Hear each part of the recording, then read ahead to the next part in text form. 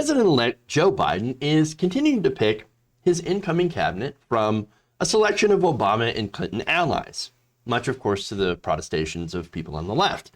His newest pick is incredibly controversial among that group because, well, not only of her actions, but because of the things that she had pushed. So now this is according to an article by Walker Bragman writing for the Daily Poster.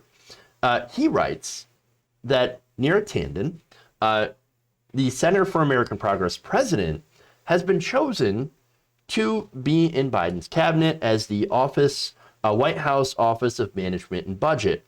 And she has a history of pushing for Social Security cuts. So now, Bragman writes, a longtime aide to Hillary Clinton, Tanden touted her think tank's 2010 proposal to reduce Social Security benefits back in 2012, as Biden was also pushing for such cuts within the Obama administration. So, look, I don't know how many of you are new since 2016 or even 2020. For those of you, I welcome you to this, right? So this is a little bit of a history lesson. Now, for those of you who were watching the show or who are aware, back in 2012, we talked about this a bit. This was a grand bargain. Okay, that's what they called this. And what it was is that they would get together, tried to get together Republicans using the Simpson-Bowles Commission in order to cut the deficit. And one of the things that they tried to use to cut the deficit was to cut, quote unquote, entitlements. It's Medicare, Medicaid, and Social Security.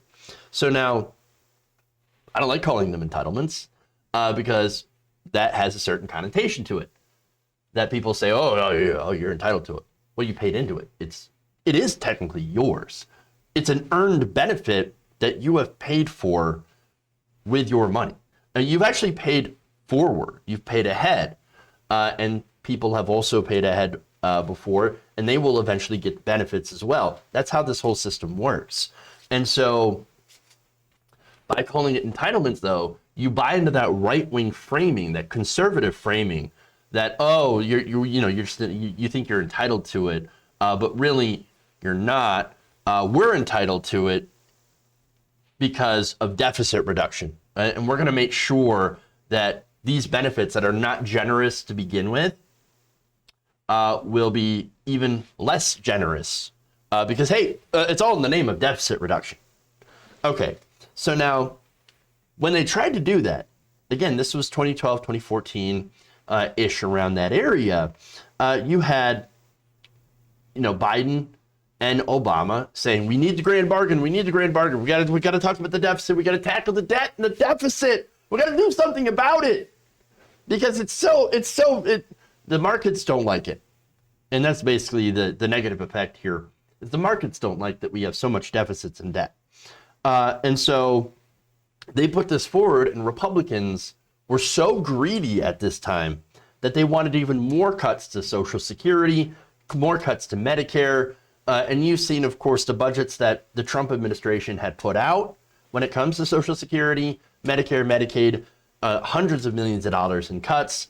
And so it's disheartening, at the very least, to see Democrats trying to go along with it, trying to say, oh no, we'll have a middle ground. We're still going to cut Social Security benefits. We're still going to get Medicare and Medicaid, just not quite as much because we got to do something about the deficit.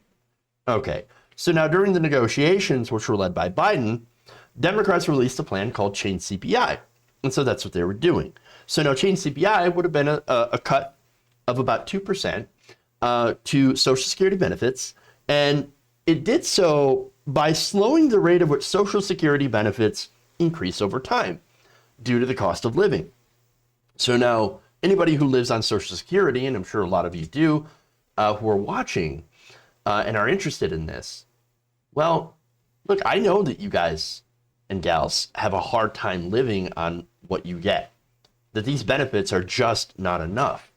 And the benefits, the rate of which they increase per year to try to match with inflation still doesn't actually really keep up with inflation all that well with the cost of prices.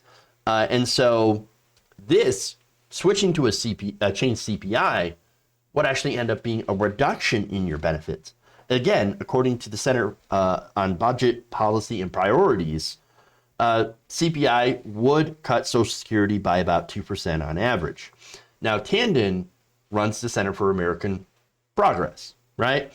So now that was at the time considered to be the largest liberal think tank in Washington, supported this, and went around saying, we got to do it, we got to cut entitlements.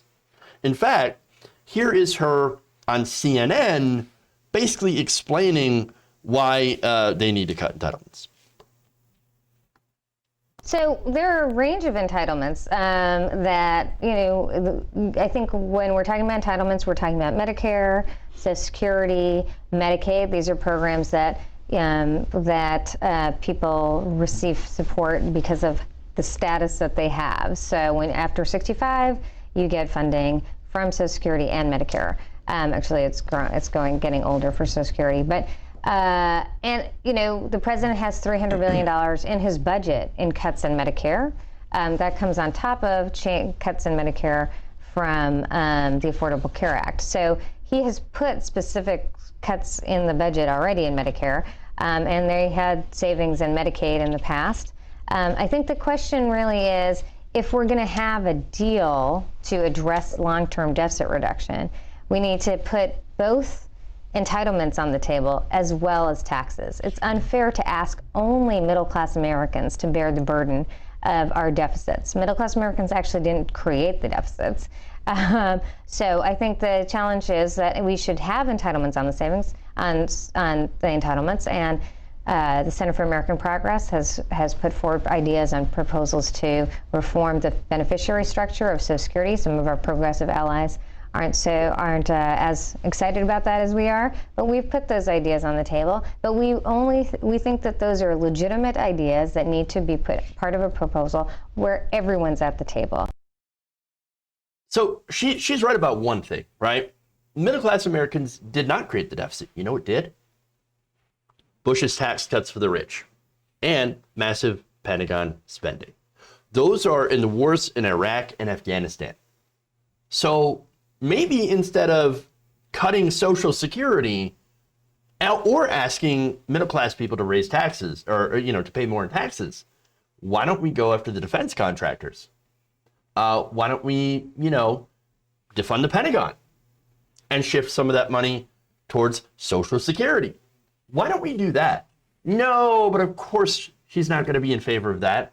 The Washington establishment on both sides, Republicans and Democrats, love the military-industrial complex. They love shoveling more and more and more cash towards the Pentagon for more bullshit wars in the Middle East. That's what's going on. And by the way, Neera Tanden, supposed to be a liberal, in favor of attacking Iran and taking their oil. You know who else was in favor of attacking a country and taking their oil? Donald Trump. He said it about Iraq. So we should come in, we should take the oil. We should take the oil to pay for what we've done in the country.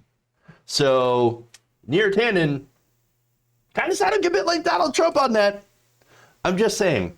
But look, the thing is, we shouldn't be. It is funny how they say, well, we all got to be at the table. We all got to sacrifice.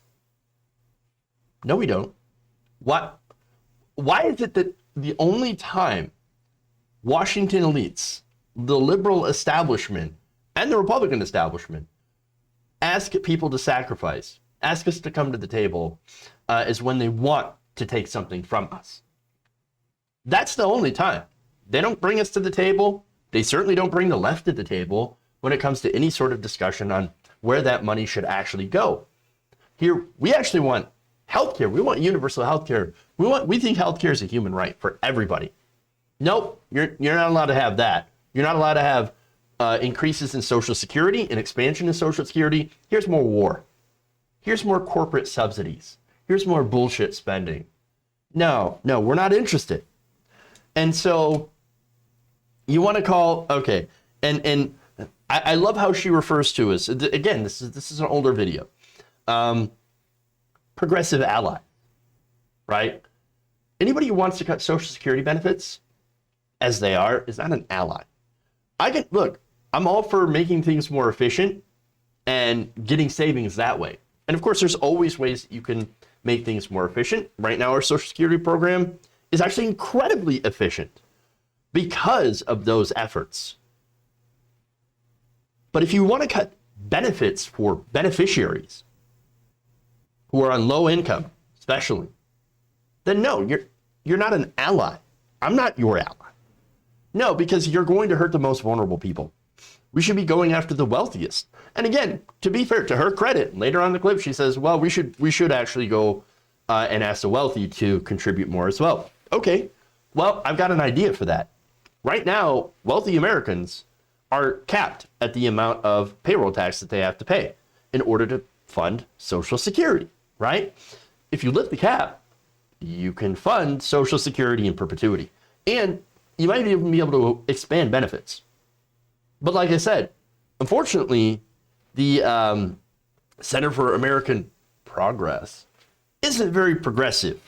They had actually released in a report 2 years before this, about in 2010, saying that Social Security is showing its age and warned that progressive ideas like lifting the payroll tax without addressing other problems in benefits would be a mistake. One of the solutions it proposed was this chain CPI, which again is a cut in benefits.